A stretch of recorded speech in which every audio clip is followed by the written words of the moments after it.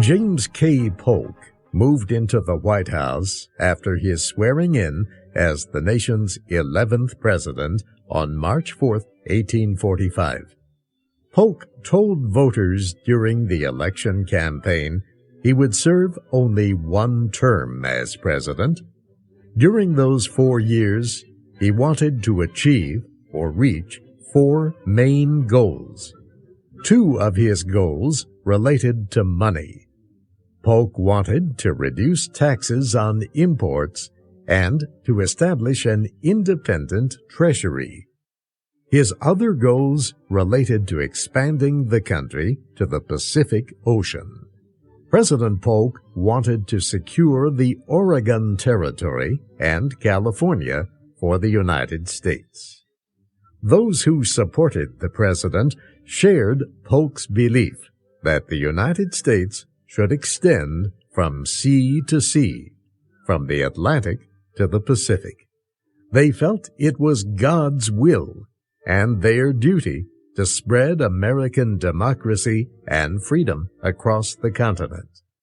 In the words of poet Walt Whitman, it is for the interest of mankind that America's power and territory should be extended. The farther, the better. One way Americans wanted to extend the country was by making the Oregon Territory part of the United States. The territory included what are now the U.S. states of Oregon, Washington, and Idaho, as well as part of the Canadian province of British Columbia. American traders established claims to the Oregon Territory early in the country's history. But British explorers gave Britain claims to the same territory. The two countries could not agree on how to divide Oregon between them. Since few white settlers lived in Oregon, Britain and the United States agreed to occupy the area jointly. This joint occupation worked well until the 1840s. Then, thousands of Americans began moving west to Oregon. The new settlers wanted all of Oregon to belong to the United States. President Polk agreed. He thought the United States had strong claims to the entire territory. But he said he would compromise. He offered to divide Oregon at the 49th parallel of latitude. Everything north of this line would belong to Britain. Everything south of it, including the Columbia River, would belong to the United States. Britain's minister in Washington rejected the offer. He said Britain would accept nothing but the Columbia River as the southern border of British Oregon. President Polk said America had no choice then but to claim all of Oregon. He seemed to say the United States would fight, if necessary, to defend its claim. Polk did not really want war, but he thought he needed a strong position to negotiate with Britain. In London, the British government decided Oregon was not worth a war with the United States. After all, Britain had moved its trading center on the Columbia River north to Vancouver Island, so there was no real reason to demand rights to the use of the river. The British foreign minister proposed a treaty that would divide the territory at the 49th parallel of latitude. The proposal was almost the same that President Polk had made earlier. The United States accepted the proposal. The treaty made the 49th parallel the U.S. border from the Rocky Mountains to the Pacific Ocean. South of this was California. An American government minister once described California as the richest, the most beautiful, and the healthiest country in the world. The official said the port of San Francisco was big enough to hold all the navies of the world. He said someday San Francisco would control the trade of all the Pacific Ocean. There was only one problem. It was owned by Mexico. Historian Robert Mary wrote a book about James K. Polk. Mr. Mary says Polk wanted to bring California into the Union anyway. So obviously he had some underlying ideas about how that might be done. At first, the United States attempted to buy California from the Mexican government. But Mexican officials refused even to talk about selling California to the United States. When the U.S. Congress approved statehood for Texas in early 1845, Mexico broke relations with the United States altogether. President Polk ordered the commander of the U.S. Army in Texas, Zachary Taylor, to move his forces into the disputed area near the Rio Grande River. The river formed part of the border between Texas and Mexico. Polk sent a representative to Mexico in an effort to re-establish diplomatic relations. But the Mexican government refused to talk with the diplomat. General Taylor sent one of his officers across the Rio Grande to meet with Mexican officials. The Mexicans protested. They said the area across the river was Mexican territory. The movement of American troops there, they said, was an act of war. For almost a month, the Americans and the Mexicans kept their positions. Then, on April 25, 1846, General Taylor received word that a large Mexican force had crossed the border a few kilometers up the river. A small force of American soldiers went to investigate. They were attacked. All of the Americans were killed, wounded, or captured. General Taylor quickly sent a message to President Polk in Washington. It said war had begun. Taylor's message arrived at the White House on May 9th.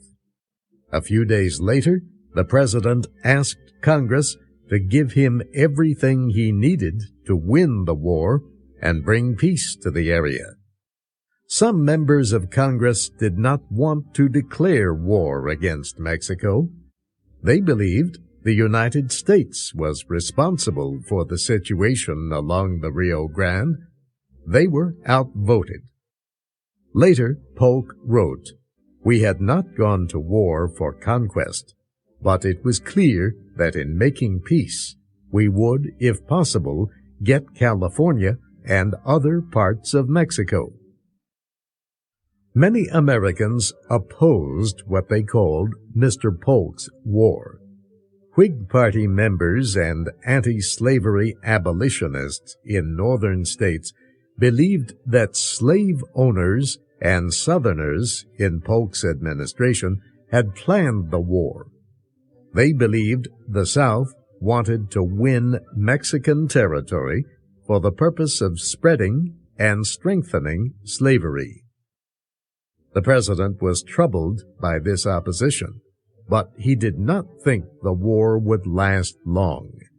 He thought the United States could quickly force Mexico to sell him the territory he wanted. So Polk secretly sent a representative to the former Mexican dictator Antonio López de Santa Anna. Santa Anna was living in exile in Cuba. The representative said the United States wanted to buy California and some other Mexican territory. Santa Anna said he would agree to the sale if the United States would help him return to power. President Polk accepted the deal. He ordered the United States Navy to let the former dictator sail to the Mexican port of Veracruz. But once Santa Anna returned, he failed to honor his promises. He refused to end the war and sell California. Instead, Santa Anna organized an army to fight the United States. In 4 months, he built an army of 20,000 men. When General Taylor learned that Santa Anna was preparing to attack, he moved his forces to fight the Mexicans. Santa Anna sent a representative to meet with General Taylor. The representative said the Americans had 1 hour to surrender. Taylor's answer to Santa Anna was short. Tell him to go to hell. The battle between the United States and Santa Anna's army lasted 2 days. Losses were heavy on both sides. On the second night, the Mexican forces withdrew from the battlefield. Taylor had won. The victory strengthened Taylor's public image.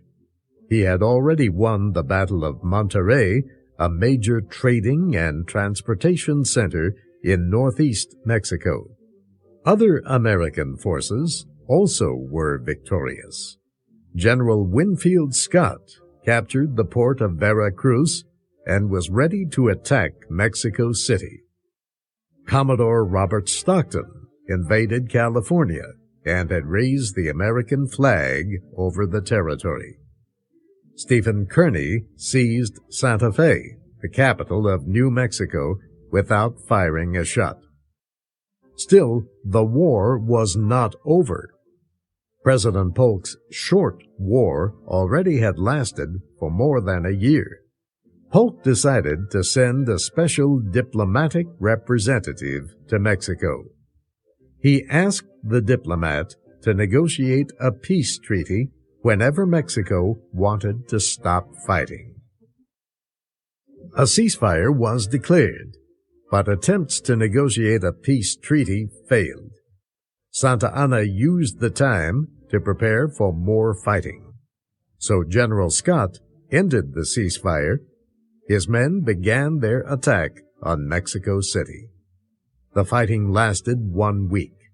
Finally, the government of Mexico surrendered and Santa Anna left power. On February 2nd, 1848, the United States and Mexico signed a peace treaty. Mexico agreed to give up California and New Mexico, and Mexico would recognize the Rio Grande as the southern border of Texas. The war was officially over. But historian Robert Mary says President Polk suffered because of the conflict. The war with Mexico, Mary says, ended up being a much longer war than he had anticipated and much more costly in terms of lives, in terms of money, and in terms of his political standing.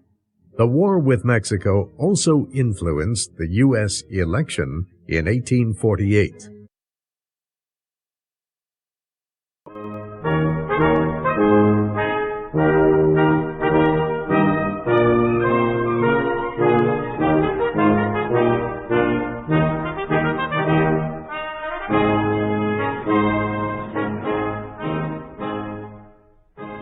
Thank you for watching. Can you do me a favor? Please leave a comment in the comment section below. That would really help. Thank you, and see you again soon.